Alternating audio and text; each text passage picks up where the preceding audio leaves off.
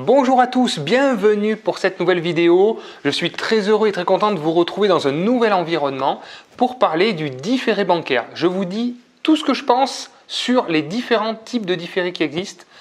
A tout de suite.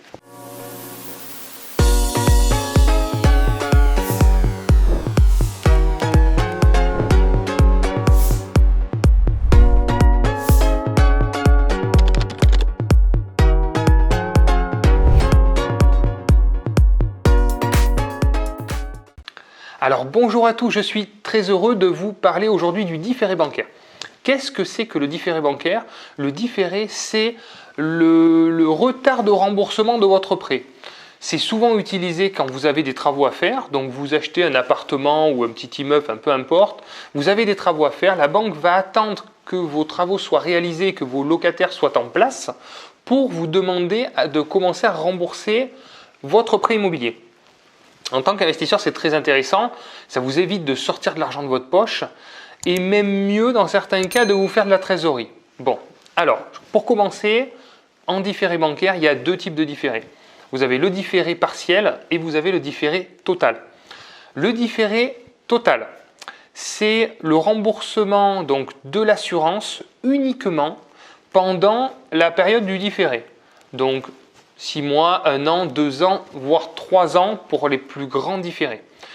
Mais ce différé total est très rarement utilisé, voire est presque banni par les banques parce que vous allez mathématiquement vous surendetter en quelque sorte. Pour essayer de faire simple, vous allez payer des intérêts, je vais essayer de faire simple, je n'ai pas dit que j'allais y arriver. Sur cette période-là, pendant que vous allez être en différé total, vous n'allez payer que l'assurance. Ça ne veut pas dire que vous n'allez pas payer d'intérêt, mais vous allez les payer plus tard. C'est-à-dire pendant cette période, vous auriez dû payer une certaine somme d'intérêts. Ces intérêts n'étant pas payés sur le moment, ils vont être ajoutés à votre capital restant dû futur, ce qui fait que ça grossit en fait finalement la somme due à la banque et le risque augmente, ce qui veut dire qu'en cas de problème, la banque vous demande une somme plus importante encore que celle que vous aviez demandée au départ. Donc c'est quand même assez risqué, les banques n'aiment pas trop ce type de différé. Je vous en parle pour que vous soyez au courant, mais ce n'est pas le différé le plus utilisé. Le différé le plus utilisé, c'est le différé partiel. Le différé partiel, c'est le remboursement donc, de l'assurance du prêt, mais également des intérêts d'emprunt. Donc là, vous savez que vous allez rembourser que les intérêts et que l'assurance pendant le différé. Donc là, c'est hyper intéressant puisque au lieu d'avoir une mensualité, par exemple, à 1 000 € par mois, vous allez avoir une mensualité à 300, 400 € maximum par mois. Donc ça, c'est intéressant. Ça permet beaucoup de choses. Donc ça permet, entre autres, de faire les travaux. Vous allez pouvoir faire les travaux sereinement en ayant des petites mensualités. Si vous louez avant la fin du différé, ce qui est totalement faisable et envisageable.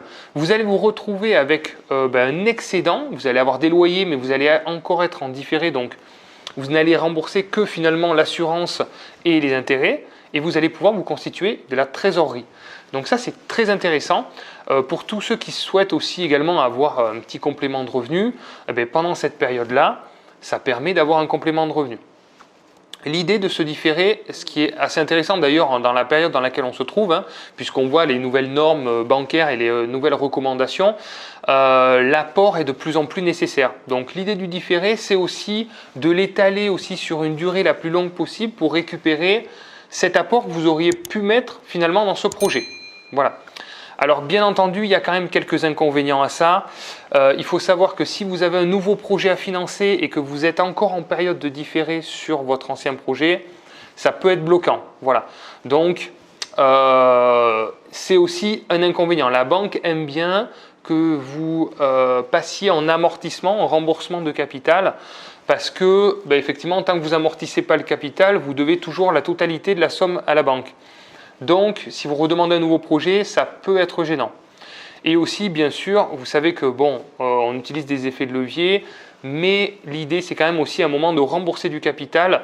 C'est comme ça qu'on s'enrichit. C'est le deuxième effet de levier, c'est le remboursement du capital. Et donc, tant qu'on n'est pas en amortissement, on ne rembourse pas de capital.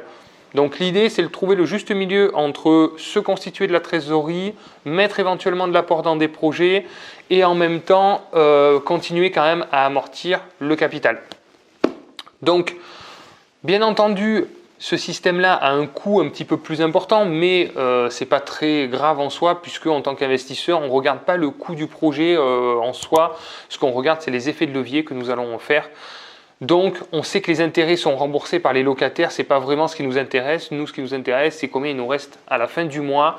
Les déductions aussi fiscales seront plus importantes. Donc, l'un dans l'autre, voilà. Donc, mon conseil, utilisez-le avec parcimonie, au bon moment, quand vous en avez besoin. Si vous n'avez pas de trésorerie, il vous faut absolument de la trésorerie.